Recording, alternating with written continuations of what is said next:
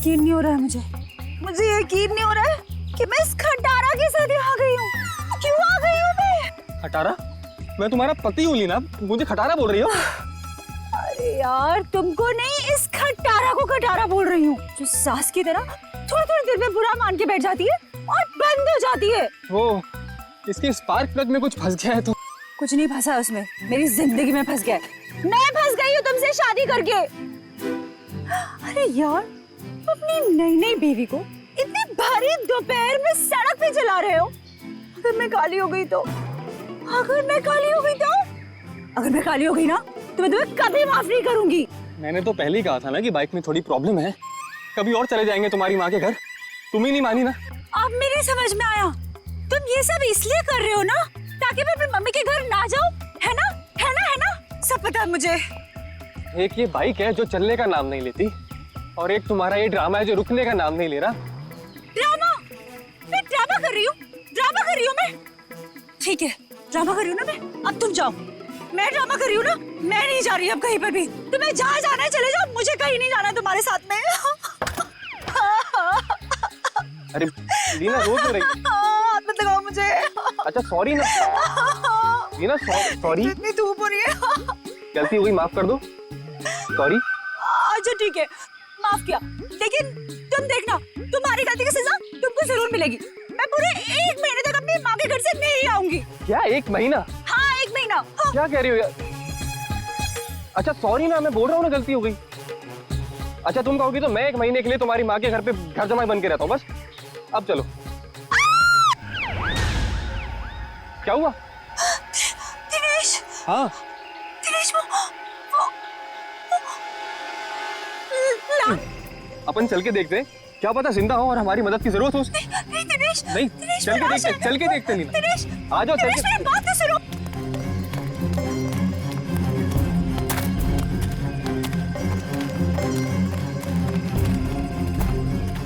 दिनेश रुको प्लीज, मेरी बात सुनो। दिनेश मुझे बहुत डर लग रहा है, प्लीज कोई। दिनेश वो देखो।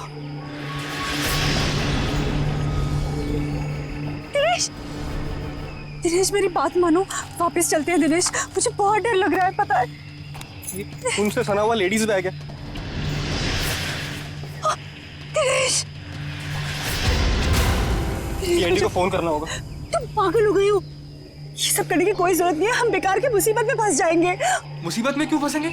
एक जिम्मेदार नागरिक हैं हम, और सीआईडी को कॉल करना ही पड़ेगा। Hello CID.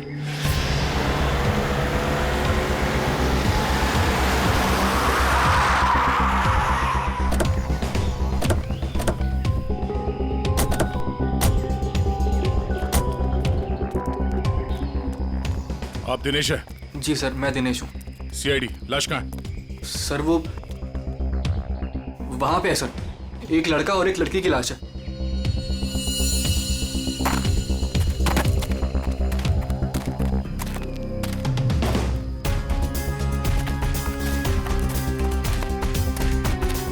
आगे देखो।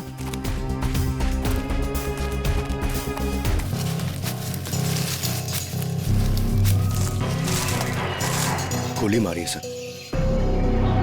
लगता है काफी करीब से गोली मारी है। गोली यहाँ पे नहीं मारी गई है। ये कैसे पता चलेगा सर? अगर गोली यहाँ पे मारी होती तो खून के छींटे यहाँ झाड़ियों में मिलते। ऐसा तो कुछ है नहीं यहाँ पर।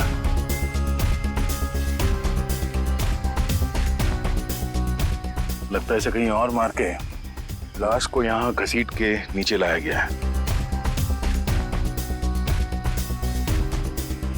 अखिल नाम है इसका।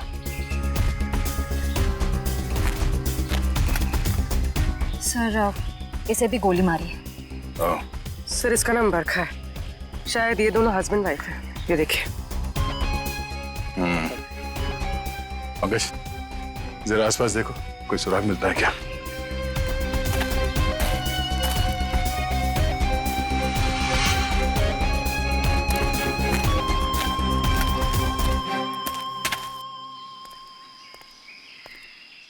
अच्छा, जब आप लोगों ने ये 2 लाशें देखी तभी आसपास किसी को देखा था? नहीं, किसी को भागते हुए देखा यहाँ? लेकिन सर हमने इन दोनों को पहले देखा था। पहले देखा था मतलब आप लोग जानते हो इनको? हाँ एक्चुअली वो हम लोगों ने सुबह देखा था रास्ते पर। रास्ते पर? हाँ सर, ये बड़े ही खड़ूस लोग थे। अभी 1 घंटा पहले।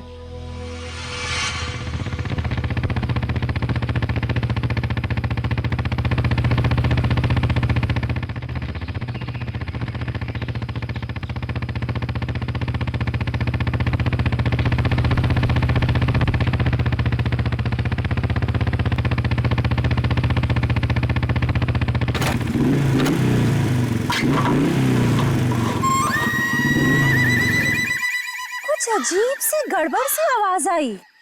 तुम्हारा पेट खराब है क्या? पेट नहीं ली ना, बाइक खराब है। यार मुझे समझ नहीं आता, जब मुझे मायके जाना होता है तभी ये क्यों नखरे दिखाती है? अब देखते ही रहोगे कि बताओगे भी क्या हुआ है? अरे यार देख रहा हूँ ना लीना, 2 मिनट दो प्लीज।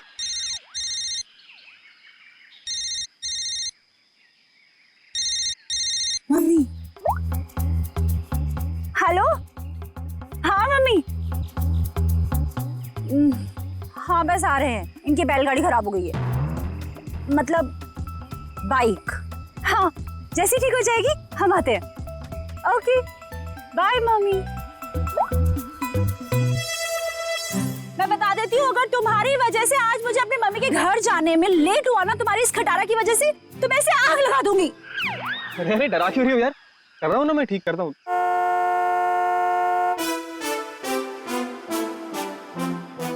सुनो सुनो सुनो, गाड़ी की आवाज आ रही है। देखो मेरी बात मानो, अपनी इस बैलगाड़ी को यहीं छोड़ो और गाड़ी आ रही है, लिफ्ट ले लेते हैं हाईवे तक, वहां से टैक्सी ले लेंगे। हाँ हाँ क्यों नहीं, वो जो कार है तुम्हारे मायके से आई है ना, हाँ ऐवी लिफ्ट दे देगी तुमको। नहीं तो ससुराल वालों की भी नहीं है जो नखरे दिखाएगी। तुमसे ना बहस करना बेकार, जाओ मांगो ना। Stop stop stop stop, hello hello stop stop stop stop.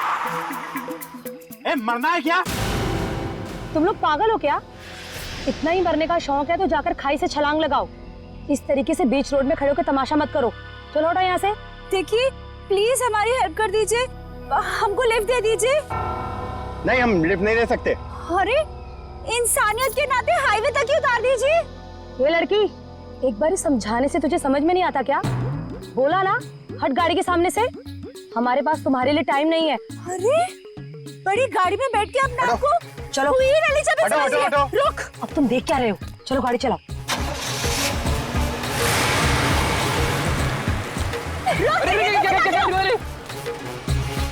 तो आप लोगों को लगता है कि वो लोग जल्दी में थे इसीलिए आप लोगों की मदद नहीं की?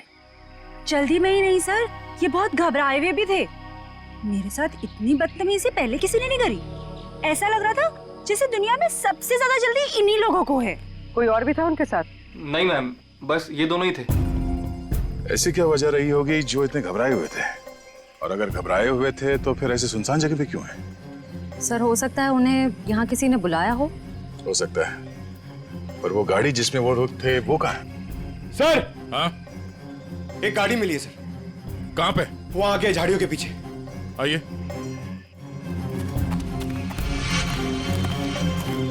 ये सर, ये है उनकी गाड़ी? जी सर। पंकज एक काम करो, एम्बुलेंस को फोन करो और लाश को फॉरेंसिक में भिजवा दो। लाश वहां पड़ी है और उनकी गाड़ी यहाँ पे, तो चेक करो। एम्बुलेंस को फोन करो। हम शायद छोटा मोटा काम मुझे दे देते और खुद एडवेंचर पे चले जाते। हटिए जरा।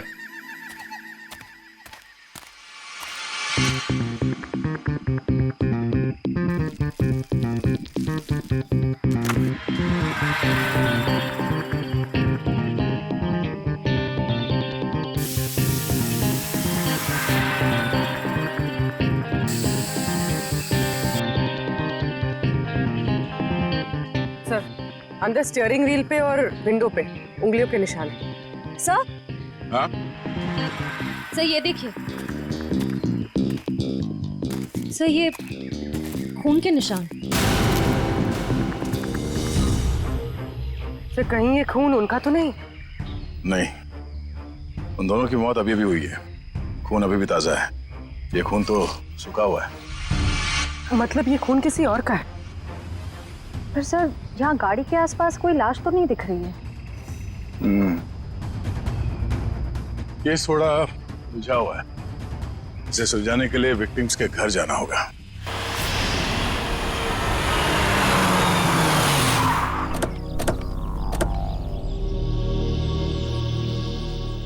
यही घर है ना? हाँ सर।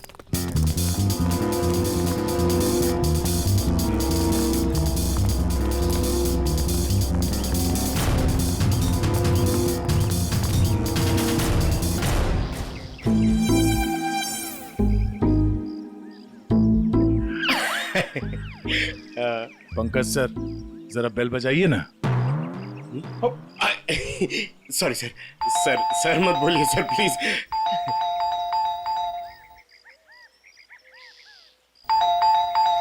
तो लगता है घर में कोई नहीं है।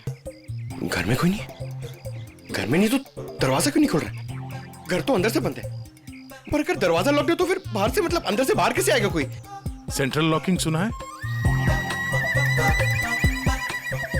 लातों के भूत बातों से नहीं मानते। नहीं, सर, दरवाजा आपकी वजह से डर के रोने लग गया। आवाज यहाँ से आ रही है पंकज। चोर चोर चोर! चोर? हाँ हाँ, चोर हैं आप सब। अरे नहीं, हमारी सिर्फ शक्ल चोरों जैसी है। हम लोग सीआईडी से हैं। हाँ हाँ, सीआईडी वालों को ही बुलाऊंगी मैं अभी। अरे मैम, आपको कुछ गलतफहमी हो रही है। हम लोग सीआईडी से हैं। हाँ, सीआईडी? आप लोग सीआईडी वाले होके भी बरखा जी क्या चोरी के लिए आ गए? हाँ हाँ, नहीं तो क्या? हम लोग यहाँ चोरी करने नहीं आए, हम लोग तहकीकात के लिए आए। तहकीकात? ऐसी तहकीकात? हाँ हाँ, नहीं तो क्या? मैम, ये बरखा और अखिल, इन दोनों की मौत हो गई है। किसी ने खून कर दिया उनका। क्या? ये भगवान, ये क्या हो गया? मैडम प्लीज प्लीज अपने आप को संभालो। अरे बहन, कैसे संभालूं? मेरा तो राशन ही बंद हो गया। बरखा और अखिल की राशन की दुकान थी? अरे नहीं नहीं भाई साहब, वो तो हम कभी कटोरा कटोरा दाल, कभी चावल, कभी दूध, कभी दही लेकर अपना महीने भर का काम चला लेते थे। बहुत अच्छे थे बेचारे, दे भी देते थे। लेकिन अब क्या होगा? बहन, तुम तो एक औरत हो ना, एक औरत का दुख तो तुम समझ ही सकती हो। कमाल है, शर्म आनी चाहिए आपको। यहाँ पे किसी की मौत हुई है और आपको अपने राशन की पड़ी है। हाँ? अब ये रोना धोना बंद कीजिए प्लीज, और हमारे सवाल का जवाब दीजिए। आप इस बरखा को कब से जानती? जब पहली बार चाय पत्ती लेने गई थी ना, तब से। सर, ये चाय पत्ती और चीनी से एक्सप्लेन कर रही है? ये बहुत कमाल का टैलेंट है। मैम, आप हमें ये बताइए कि इस घर में अखिल और बरखा के अलावा कोई और भी रहता था? जब भी कुछ लेने आती थी तो कभी बरखा और कभी अखिल ही देते थे, तो वही रहते होंगे ना। हाँ हाँ, नहीं तो क्या? ठीक से याद करके बताइए, कोई और था? अरे अब इसमें याद, हाँ याद आया, कोई था, एक और कोई था। कौन था? एक बार ना मेरा रायता खाने का बड़ा मन हुआ, तो मैं उनसे दही और लौकी मांगने आई थी। तब बरखा, बरखा, अखिल, बरखा। अरे ये दरवाजा तो हमेशा बंद रहता है।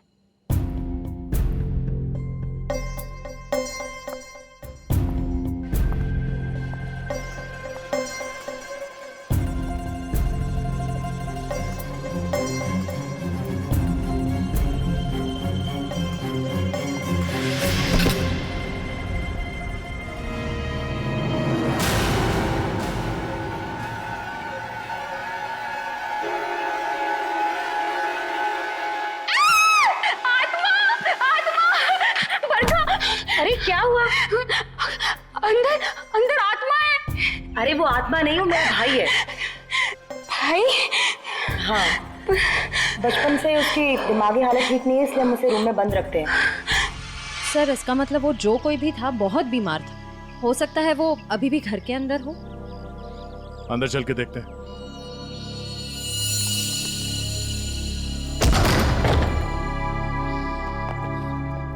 बाहर के दरवाजे पे सेंट्रल लॉक और अंदर एक और दरवाजा, ये डबल सिक्योरिटी।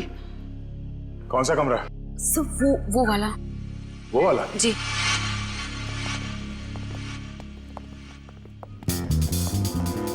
क्या हो सर?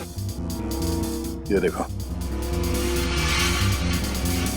ऐसे लगता है कि किसी को यहां से घसीट के ले जाया गया है।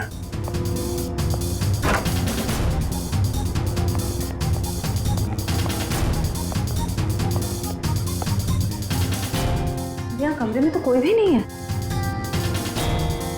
अगर उसका भाई इतना बीमार था तो खुद बाहर चल के तो नहीं जा सकता, तो गायब कहाँ हुआ?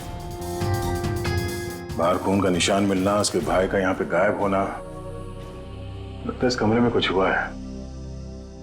तो चेक करो, देखो कुछ मिलता है क्या।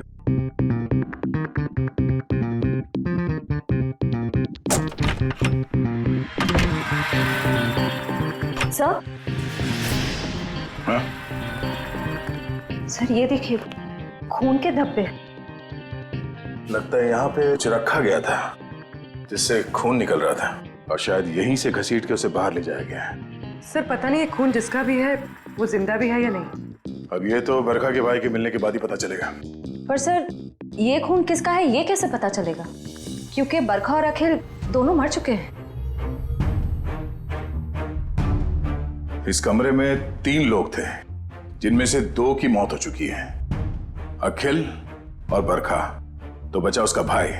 हो सकता है ये खून उसके भाई का हो, या फिर ये भी हो सकता है कि उन दोनों की मौत से पहले उन लोगों ने यहाँ पे किसी को मारा हो, या फिर उस खूनी ने जिसने उन दोनों को मारा यहाँ पे किसी को आके मार दिया। हो सकता है उसका भाई हो या फिर कोई और। एक काम करो, पड़ोसी से अखिल और बरखा इन दोनों के फोन नंबर्स ले लो, शायद इनके कॉल लिस्ट से कुछ पता चल जाए।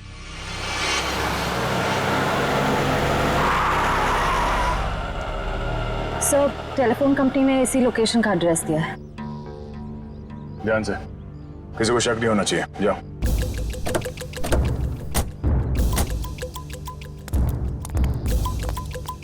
Excuse me. यस, ये एड्रेस कहाँ पर है? मुझे नहीं पता। Excuse me. जी मैडम, ये एड्रेस कहाँ पर है?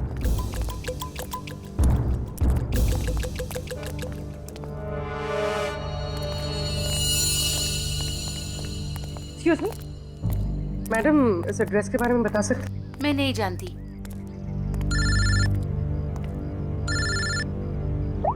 हाँ सर। भाई साहब, ये एड्रेस कहाँ पर है? सामने।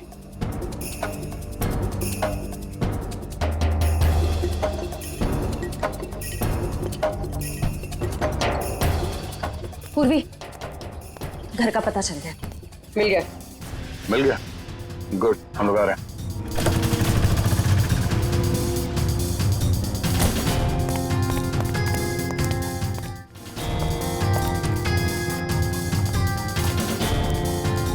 ये वाला घर है।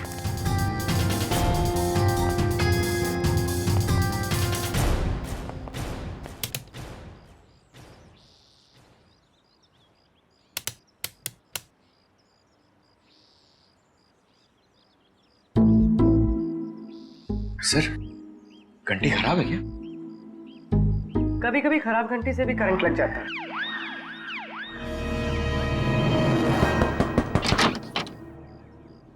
जी। तुम्हारा नाम संध्या है? जी, पर आप लोग कौन? सीआईडी। सीआईडी? पर आप लोग यहाँ क्यों आए? तुम किसी अखिल नाम के आदमी को जानती हो? अखिल? नहीं, मैं किसी अखिल नाम के आदमी को नहीं जानती हूँ। अच्छा, मैं तुम्हारी इस बात पे यकीन जरूर करता, पर जिस आदमी को तुम हर रोज फोन करती हो उसका नाम जानने से भी इनकार कर रही हो, ये बात कुछ हजम नहीं हो रही। देखिए, मैंने आपसे कहा ना, मैं किसी अखिल को नहीं जानती हूँ, ना ही मैं उससे बात करती हूँ, तो आप लोग मेरे पीछे क्यों पड़े? प्लीज यहाँ से जाइए। सर लगता है इसे ना जानने वाली बीमारी है। इसका तो इलाज करना पड़ेगा। क्या हो रहा है? संध्या, कौन है ये लोग? पापा, ये लोग सीआईडी से। सीआईडी? अरे साहब, हम लोग शरीफ लोग हैं, हमने कोई गुनाह नहीं किया है। देखिए, आप कितने शरीफ है ना, ये हमें बाद में पता चल ही जाएगा। आप पहले ये बताइए कि वो आदमी कौन है जिसे आपकी बेटी डेली फोन करती है? आदमी? संध्या, ये क्या बोल रहे हैं? बोलती क्यों नहीं? लड़की पे हाथ उठाते हो? हाँ संध्या, सच सच बताओ। आप लोग खामखा मुझ पर इल्जाम क्यों लगा रहे हो? हम लोग कोई इल्जाम नहीं लगा रहे। तुम हर रोज अखिल नाम के किसी आदमी से फोन पे नहीं बात करती? कौन है ये अखिल? पापा,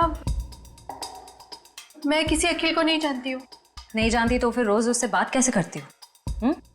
देखो, हमारे पास फोन रिकॉर्ड्स है। सीआईडी के सामने तुम्हारा ये झूठ नहीं चलेगा। देखिए, ऐसा है, एक बार संध्या ने कह दिया नहीं जानती तो नहीं जानती। आप लोग प्लीज हमारे साथ जबरदस्ती मत कीजिए। जाइए आप लोग। चलो संध्या। एक मिनट, देखिए, आप हमें जबरदस्ती करने पे मजबूर कर रहे हैं। हम यहाँ सच जानने आए, इसलिए आप अंदर जाइए और संध्या से अकेले में बात करने दीजिए। चलिए। कैसी बात कर रहे हैं आप? संध्या मेरी बेटी है, मैं उसे छोड़ के नहीं जाऊंगा। चलिए, आप अंदर चलिए। अरे ये क्या जबरदस्ती है? क्या जबरदस्ती है आप लोग की? चलिए। क्या जबरदस्ती है? देखो संध्या, तुम पढ़ी लिखी लगती हो, इसलिए समझा रहा हूँ। हमारे पास तुम्हारे फोन रिकॉर्ड्स हैं, इसलिए झूठ बोल के कोई फायदा नहीं। फोन रिकॉर्ड्स काफी है तुम्हारे खिलाफ केस बनाने के लिए। केस? कौन सा केस? अखिल की मर्डर का केस। भैया!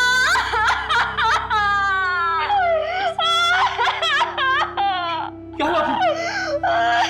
पापा, अखिल भैया नहीं रहे। क्या?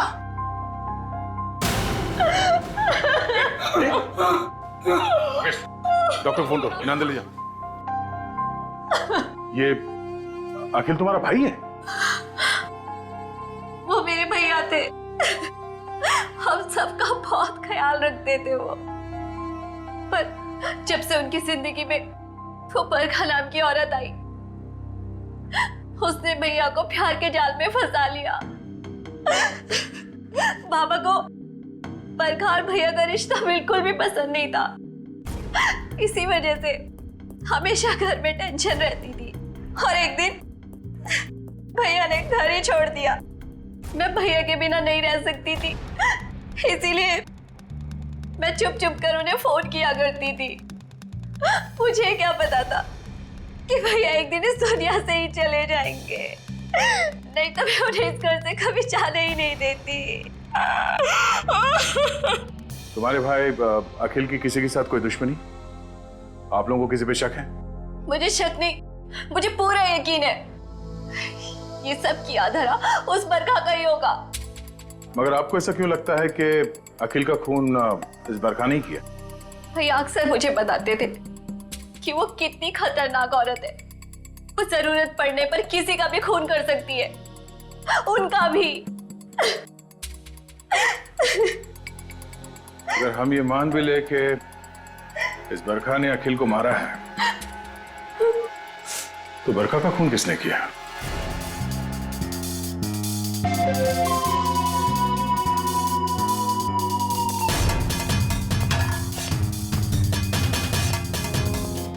बस मामला बहुत गंभीर है। क्यों? तेरे से जम नहीं रहा है? अरे नहीं, अगर ऐसा है तो बता दे, किसी और से पूछ लेते हैं। गाड़ी में 2 लोगों की उंगलियों के निशान नहीं है, बल्कि 3 लोगों की उंगलियों के निशान है। 3 लोगों के निशान थे? जी। तो फिर 2 उंगलियों के निशान तो इन लाशों के होंगे, और तीसरा उंगलियों का निशान खूनी का हो सकता है। और सबसे बड़ी बात यह कि जो तीसरी उंगलियों के निशान है, ये ड्राइवर के साइड वाले दरवाजे पर और स्टीयरिंग व्हील पर है। तीसरा निशान स्टीयरिंग व्हील पर और ड्राइवर के बाजू वाले दरवाजे पर, मतलब खूनी जब इन दोनों लाशों को ठिकाने लगा रहा था, तब अपने निशान छोड़कर चला गया।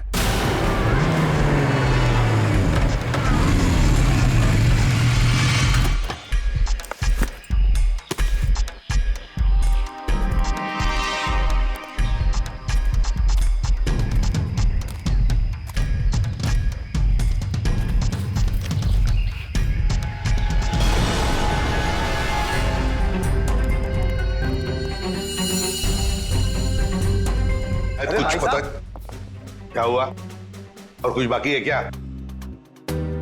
पूरी बात तो सुन लो ना यार तुम। तो एक साथ क्यों नहीं बताता तू? अरे कैसे बताऊं यार, तुम एक बात सुन करके चल दिए। अरे यार, अच्छा बता। देखो बॉस, वो जो खून बरखा के घर में मिला है वो जिस आदमी का है उसे मारने की प्लानिंग बहुत समय से चल रही थी। क्या क्या मतलब? हाँ, और एक बात, उस खून में आर्सेनिक मिला है। आर्सेनिक? ये ऐसा तो नहीं सर कि आनंद के परिवार वाले इसे मारना चाह रहे थे? स्लो पॉइजन देके वो खून कहां से आया वहां पे? बॉस, गाड़ी की डिक्की में जो खून मिला है वो खून इस खून से जो बरखा के घर में मिला है इससे मैच करता है। सर, कहीं ऐसा तो नहीं कि बरखा और अखिल ने आनंद को मारा और उसकी लाश डिक्की में रख दी? बस आर्सेनिक की मात्रा बहुत ज्यादा है खून में। मुझे लगता है 6-7 महीने से ये प्लानिंग चल रही थी। कमाल है सर, एक बहन ने ही भाई का खून कर दिया। Excuse me sir. हेलो, क्या? ओके सर, जंगल में हमें जहां ये लाशें मिली थी उससे कुछ ही दूरी पर एक बोरा मिला है जिससे खून टपक रहा है। क्या जंगल में जहां पर से ये 2 लाशें मिली वहां पे एक बोरा भी मिला है जिसमें से खून टपक रहा है?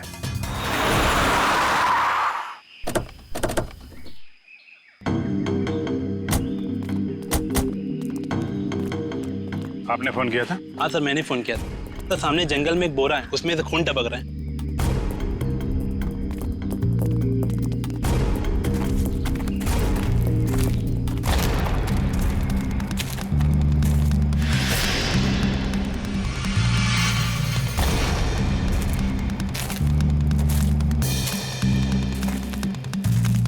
से वो जगह भी पास ही है जहाँ पे हमें बरखा और अखिल की लाशें मिली।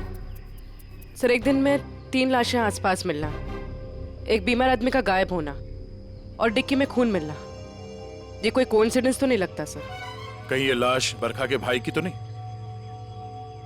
हो सकता है, पर उसके लिए इसकी शिनाख्त करनी पड़ेगी। सर वो क्या बोला आपने, वो शिनाख्त? पहचान पंकज, पहचान।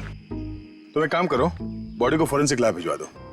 हमें गाड़ी के डिक्की में जो खून मिला था इसके खून से मैच करके देखेंगे, सच्चाई का पता चल जाएगा। हा? और ये मिसिंग पर्सन ब्यूरो का जो रिकॉर्ड है वो भी चेक करो, देखो किसी ने इसके गायब होने की रिपोर्ट लिखवाई है क्या।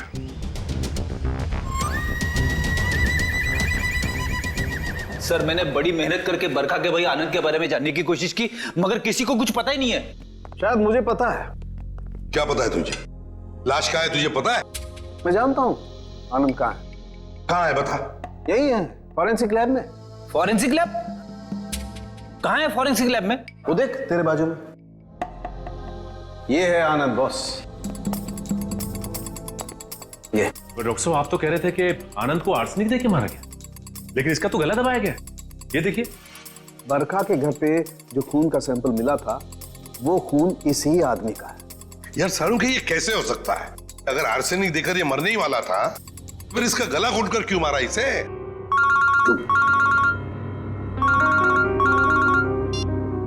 हेलो।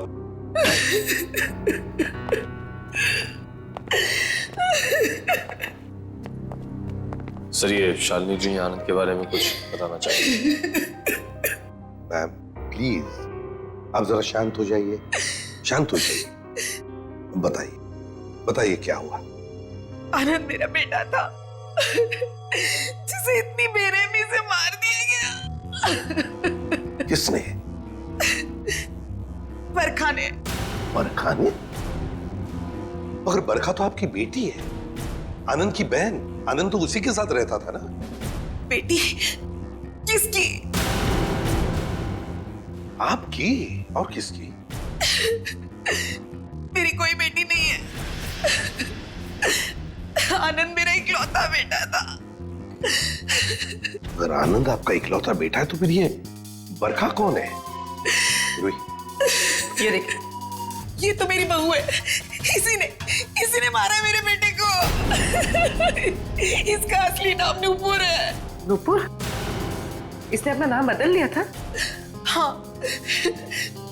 मैं इसे फांसी पर चढ़ा हुआ देखना चाहती हूँ। इसके कर्मों की सजा इसे मिलनी ही चाहिए। लेकिन शालिनी जी, इसका तो खून हो गया। क्या? लेकिन अभी आप इतने यकीन के साथ कैसे कह रही थी कि आपके बेटे का खून इसी ने किया? जब से मेरे बेटे की इससे शादी हुई, उसके कुछ दिन बाद से ही बहुत बीमार रहने लगा था। एक दिन इसने कहा कि वो उसे किसी वैद्य के पास दिखाने ले जा रही है, और वो मेरे बेटे को लेकर चली गई, लेकिन वापस अकेले लौटी। जब मैंने उससे पूछा आनंद कहाँ है, तो कहने लगी आनंद भाग गया। आनंद भाग गया? तो आपने उसे पूछा नहीं कहाँ भाग गया? मुझे भी बहुत अजीब लगा था। मेरा बेटा बहुत ही समझदार और शांत था, ऐसे कैसे भाग जाएगा? तभी से मुझे इस औरत पे शक हो गया था। क्यों?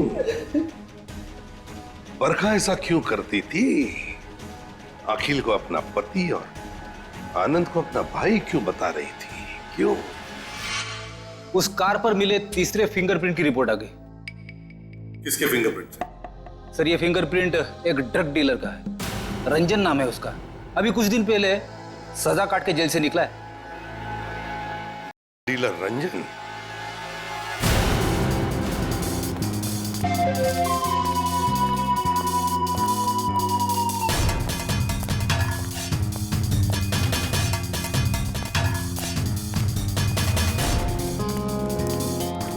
रिकॉर्ड के हिसाब से यही घर है ना? हाँ सर, यही है। देखो रंजन, रंजन, रंजन दरवाजा खोलो।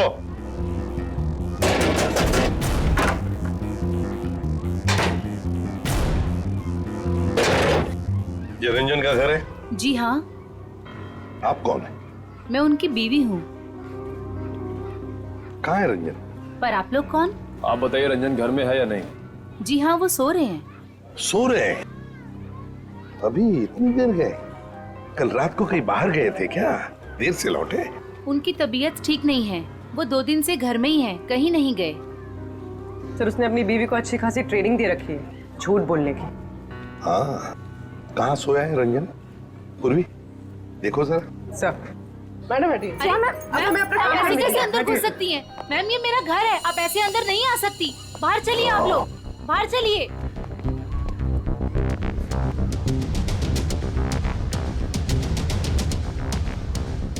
सर, इसकी शर्ट गीली है।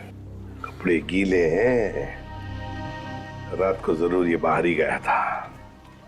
उठो।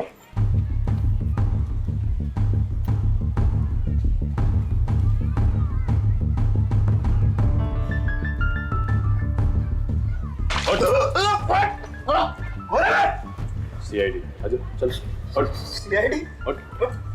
मैंने कुछ नहीं किया। कुछ नहीं किया?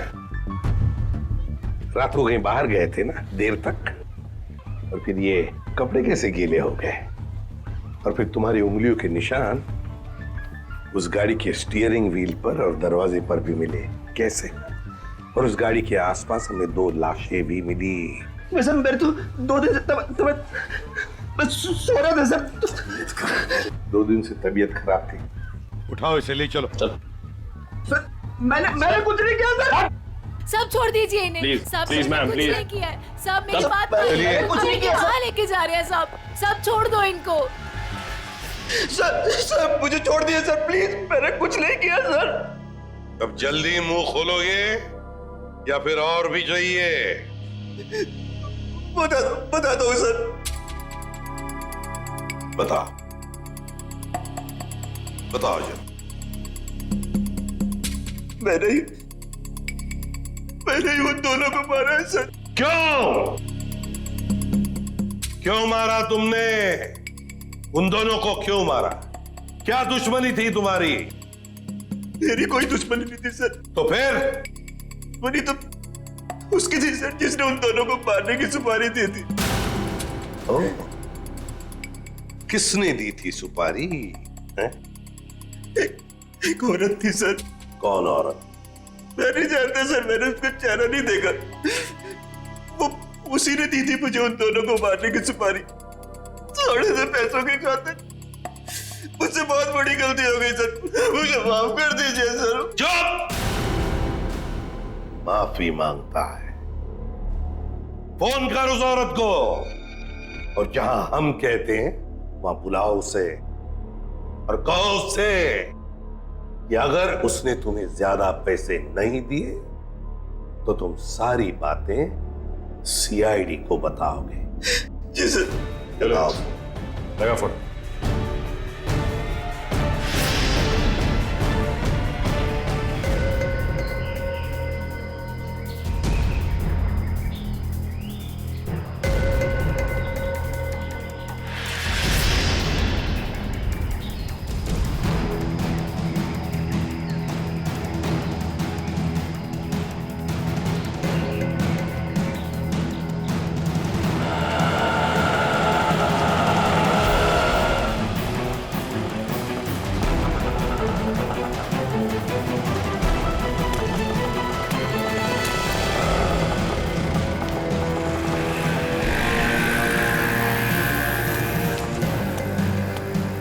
रंजन, तुम कब से वेट कर रहा हूं मैं तुम्हारा?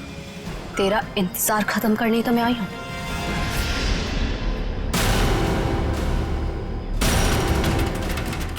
अखिल तुम्हारा भाई है? ये क्या है? ए, क्या कर रही है तू? बहुत अकड़ है ना तुझ पे। तूने क्या कहा था? तू सीआईडी से मेरी शिकायत करेगा? हाँ, मुझे धमकी देगा, मेरी पोल खोलेगा। अब तू देख मैं तेरे साथ क्या करती हूँ। तेरी सांसें बंद कर दूंगी मैं। तू मेरी सांसें बंद करेगी? हाँ? चला किसको अंदर? जब तू पैदा भी नहीं हुई थी ना, तब से खेल रहा हूं मैं इन खिलौनों से, समझी? देख जो तू कर रही है ना ठीक नहीं है। तुझे तेरे किए की सजा मिलेगी। तू अभी अपनी फिक्र कर। तेरी जिंदगी का फैसला मैं कर चुकी हूँ और उसकी सजा मौत होगी। फैसला करना कानून का काम है, उन अपराधियों का नहीं जो कानून हाथ में लेते हैं। ले चलो इन्हें। चल।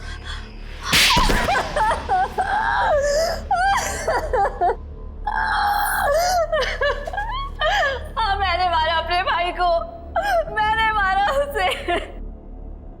बताओ संध्या, क्यों मारा तुमने अखिल को? क्योंकि भाई के नाम पर वो कलंक था,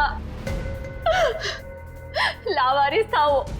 जब मेरे बाबा उसे अनाथ आश्रम से लेकर आए थे, पर उन्हें क्या पता था कि वो एक बेटे की जगह एक शैतान को लेकर जा रहे हैं। अखिल तुम्हारा सगा भाई नहीं था? नहीं, और ना ही उसने कभी सगा बनने की कोशिश की। बाबा ने और मैंने उसकी खुशी के लिए क्या कुछ नहीं किया, और उसने हमेशा हमें धोखा दिया। हमारा घर, हमारी जमीन और सारी सेविंग, सब कुछ धोखे से हड़प ली। और ये सब उसने बरखा को खुश करने के चक्कर में किया। अच्छी खासी जिंदगी जीने वाले हम लोग बदतर जिंदगी जीने पर मजबूर हो गए। और तुमने तो उसे जिंदगी से ही आजाद कर दिया। तुम्हें अखिल से पता चला कि वो दोनों आनंद को मारने का प्लानिंग कर रहे हैं। हाँ, कई दिनों तक आनंद को जहर देने के बाद जब वो नहीं मरा तो बरखा के सब्र का बांध टूट गया और उसने अखिल के साथ मिलकर आनंद को अपने हाथों से गला घोट के मार दिया।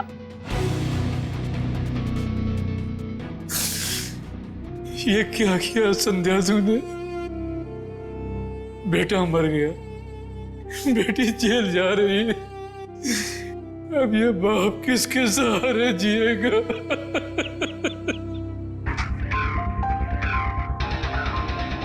संध्या, बदले की भावना सिर्फ दुख ही पहुंचाती है, साथ साथ अपनों की जिंदगी भी बर्बाद कर देती है। बताओ क्या मिला तुम्हें? क्या मिला? सिर्फ दुख ही ना? बदले की आग में तुमने 2-2 खून भी किए। कानून तो तुम्हें कड़ी से कड़ी सजा देगा, शायद फांसी होगी तुम्हें।